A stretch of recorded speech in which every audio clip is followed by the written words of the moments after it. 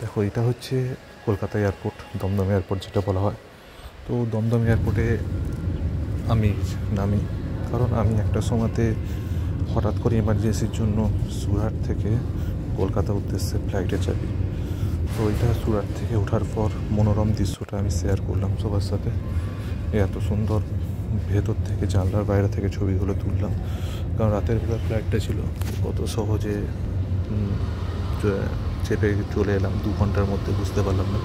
আর জানলার বাইরে থেকে যে ওয়েদারটা ছিল, পরিবেশটা ছিল, সেটা দেখার মতো, সেটা কখনোই বলতে পারা যায় না। তো এত সুন্দর ওয়েদারটা দেখার আর শেয়ার করার জন্য রেকর্ড করে রেখেছি, যতটা দেখা যায় যতটা, তাই তোমাদের সাথে শেয়ার করছি। বাইরের লাইটের যে পুরো পৃথিবীটা দেখতে যেমন দেখতে পাওয়া যায়, শহর গ্রাম এগুলো দেখতে পাওয়া যায়। তো অনেক উঁচুতে আস্তে আস্তে ধীরে ধীরে উপরে উঠছি। ওখান থেকে পরিবেশটা, এটাই আমার ল্যান্ডিং করার সময় কলকাতাতে যখন দমদম এয়ারপোর্টে নামলাম, ল্যান্ডিং করার মুহূর্তে ছবিটা তুলেছি, কারণ অনেকটা সময় লাগে ল্যান্ডিং করার পর বেরিয়ে আসতে। তাই সেই ছবিটা একটু শেয়ার করলাম। দেখো তোমাদের কতটা ভালো লেগেছে।